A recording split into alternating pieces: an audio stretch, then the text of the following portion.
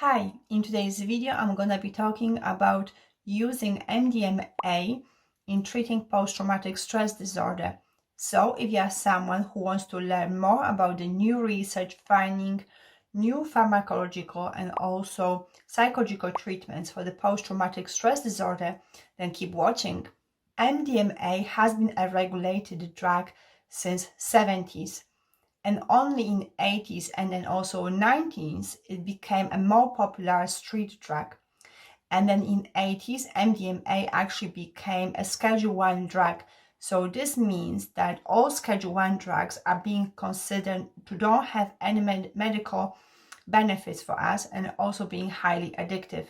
And now, because of the research, we know that in case of MDMA, that's not the case. Because of amazing research, we know that actually we can use MDMA in clinical settings in different treatments. For instance, Australia already approved MDMA-assisted therapy, for example, for post-traumatic stress disorder, anxiety, depression, and that will soon also happen in USA, Canada, and Israel. And all these changes are only possible because of the research that is being conducted. However, to conduct research on drugs that are in Schedule 1 is extremely difficult. It is a lengthy process and also it is very expensive. Definitely we can see that there's increased focus on legalizing the MDMA-assisted psychotherapy, for example, for post-traumatic stress disorder. And one of the reasons is that many soldiers who are returning from wars, for example, from Middle East, they are experiencing a higher rate of post-traumatic stress disorder. And the treatments that we normally offer to people who suffer from post-traumatic stress disorder are not as effective for war veterans. And what is more, that war veterans are actually more prone to suicide than general public who are suffering from post-traumatic stress disorder. Overall, we can see the need for a better psychological and pharmacological treatment so that we can help people to recover from the post-traumatic stress disorder so that they can have a better quality of life. At the moment, we have ongoing research testing the safety of using MDMA in psychological treatments. And one of the research reported that about 88% of the participants reported significant reduction of the post-traumatic stress disorder symptoms. And these are actually very significant results. Professor David Nutt and his research team in 2012, they conducted a very important research using fMRI to demonstrate what happens in our brain when we actually using MDMA. And this research actually had incredible results. So with very detail, actually it demonstrated to us what is happening in our brain, especially when we think about the post-traumatic stress disorder. So one of the findings was that while we taking MDMA, our fear level, anxiety level, stress levels are being reduced.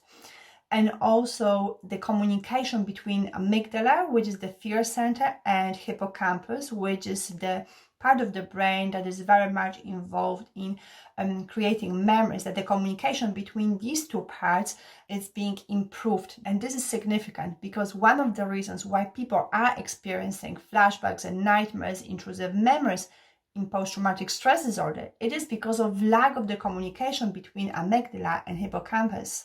Professor David Nutt, in his incredible book, he talks about how he actually started with conducting this research and how difficult it was to even involve people in this research because perhaps of the stigma that MDMA had at the time. So perhaps certain researchers, they were afraid to actually conduct research in context of MDMA, maybe worried that they're going to be promoting drug that is highly addictive, that was considered to be highly addictive at the time. And then he also talks about incredibly high cost of conducting research involving MDMA, and also he talked about practical difficulties, about certain guidelines that he needed to follow in order to make this research ethical. It took about a year before the research team in the Imperial College in London was actually able to conduct this incredible research. And what is also here very surprising is that before 1985, MDMA was actually already used in psychotherapy with reported very few side effects. Another really amazing effect that MDMA has on our brain is that actually allows us to feel more empathy for each other. So that's why before 1985, MDMA was used in group therapy or couple therapy, allowing people to feel more empathy for each other, means that allowed a better communication.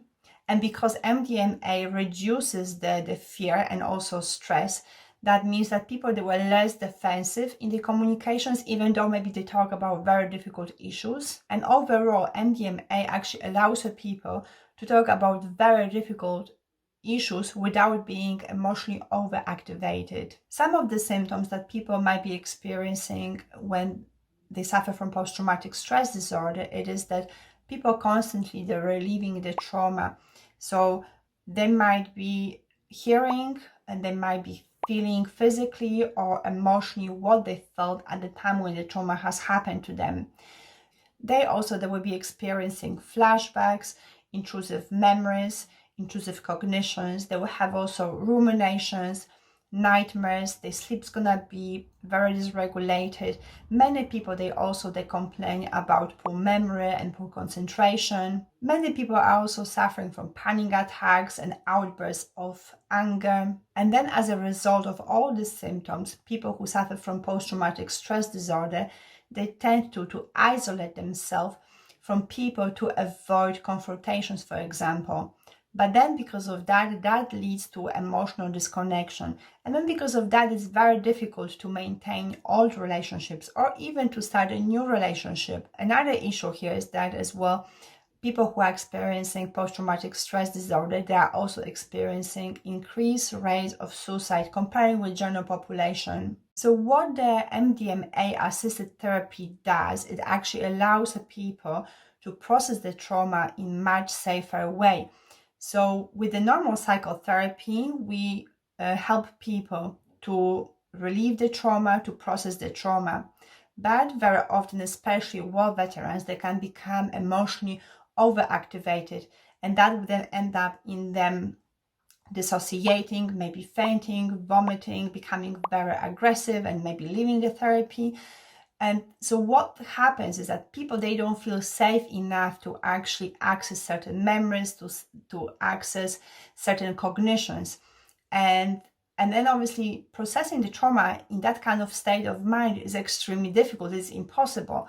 But because MDMA reduces the fear, it reduces the stress, and because there's better communication between amygdala and hippocampus, that then creates that safe environment when people, they can access certain memories, they can access certain cognitions, process them, and then move on. I'm sure you would like to know how the MDMA-assisted psychotherapy looks.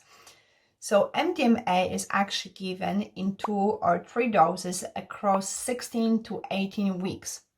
Before the first dose, in between those doses, and after, people are also being seen for the standard psychotherapy. These MDMA sessions are actually slightly different to a normal psychotherapy. So in those sessions, people are lying on the sofa and their eyes are being covered. They have music in their headphones. At the same time, we're going to have 2 qualified psychologists or 1 psychologist and psychiatrist with them in a room. And these MDMA sessions, they can last up to 8 hours. And also they are not directive. So that means that the person actually takes the lead in what they want to talk about in those sessions. And even when the MDMA session is over, the whole treatment is still not over. So people, they come and they see regularly the psychologist so that they can help them to make sense of what they've seen while they were on an MDMA trip. Positive effects of this treatment have been reported to last even up to 74 weeks after the treatment has ended. So that will be it for today. And if you enjoyed this video, then please like it, subscribe, and I'm gonna see you in the next one then. Thank you. Bye bye.